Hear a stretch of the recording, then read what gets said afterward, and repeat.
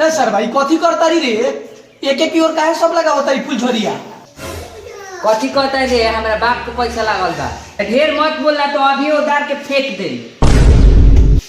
सर 20 रुपया देले बड़ा तो इतना घमंड बटे हम 50 रुपया देले बनी तो हमरा कुछ बातें नहीं खे आवे तो मार साहब के तब ता रुपया करता नहीं।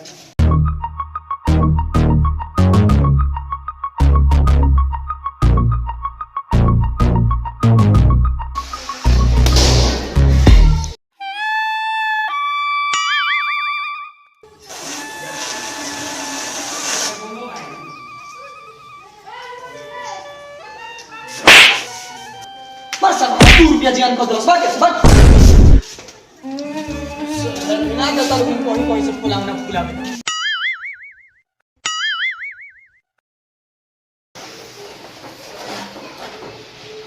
रे कथी करता रही है क्या करता है देखा तो नहीं हवा में और घुसी कि ना तेरी और में ढुके कि ना घुसा के फाड़ देंगे तो बंद हो फाड़ देंगे तरह के सही कहता रे सर लगा सोन सोर के टाइम आवे भूमि आवे लागो बस लगा फ्री भूमि में सोरन की नहीं तोरा का पता बा रे घटू मास्टर और घटू एक खाएगा कि कहीं आती हो उधर फुला में जा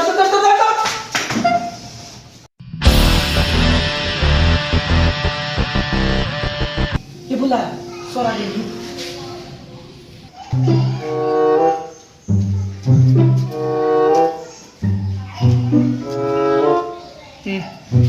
प्रणाम खुश रहो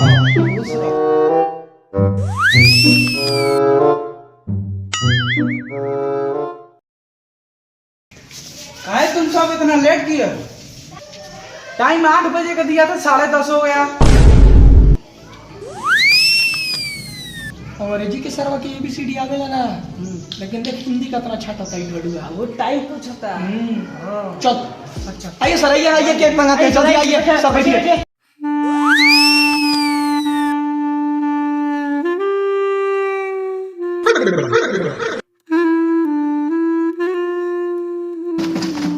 मुझे सब साफ कर देंगे एकदम जीप से चाट के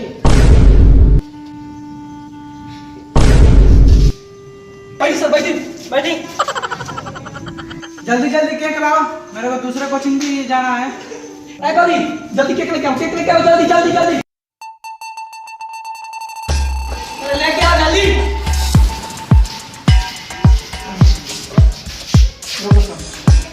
भोला बहुत वाला केक मंगाया है, बहुत दूर तक महक रहा है।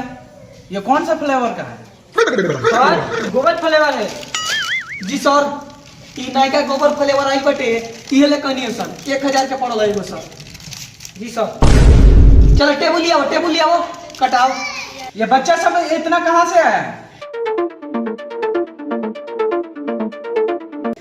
सर इस सब केक के महक सुन के आगे बढ़ सब केकवा के जो महक बन बहुत ज्यादा महक होता है एकदम बेस्ट बनो वो सुन लिए कि ना कितना दूर से बुला लो सबको बुला लो।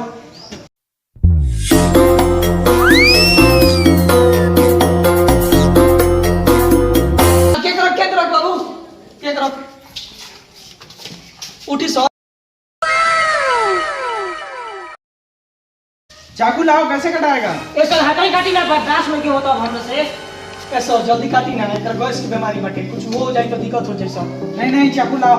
लोकी सर बना दे लोकी अब उतराओ सब बोलिए बोली सर बर्दाश्त नहीं करो। क्या सब बच्चे लाइन में आ जाओ लाइन में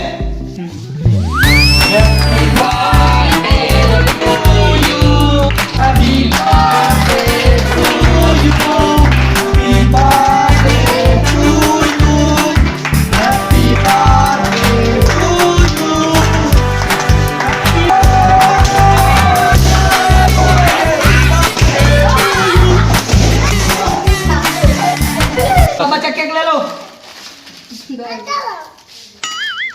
अच्छा से धरो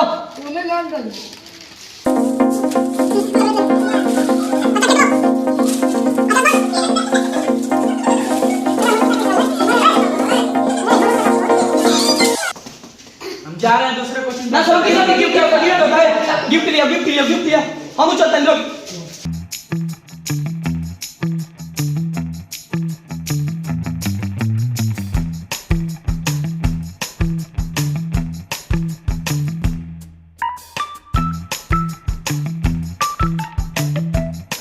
धारी अपन गिफ्ट ली।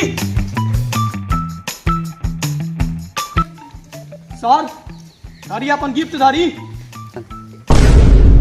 ये कौन सा गिफ्ट है? सर ऐसा गिफ्ट रहुआ कहीं ना मिली। अपन कमर्शियल चबाड़ा नु उनके अलग से किन्नी ऐसा कि सर के गिफ्ट देवे के बाटे। जानते बानी सर डीजल के दाम कितना बढ़ल बा। होइसन प्लेन सीट कहीं मिली। आ सर होइसन चिकन सीट कहीं ना मिली। के पर उड़गार धरते एकदम अंदर ले धोली। जान जाई और धरी अपन सवारी। यही से रहुआ आएम आ जाए। तनी सर बैठ के दिखा दी ना एक बार। देखा दीजिए सर। दिखा दी सर। सर और धरी अभी ना थाई नहीं छे। एकर स्पीड बहुत तेज बाटे। एकदम रहुआ बैठे में एक बार जैसे स्लेट हो सबके तो एकदम कोचिंग तक पहुंचा दी। हां एकर स्पीड बहुत तेज बा। बैठी तनी सर बैठी तो। बैठी सर बैठी। बैठी सर बैठी बैठी सर जीते। बस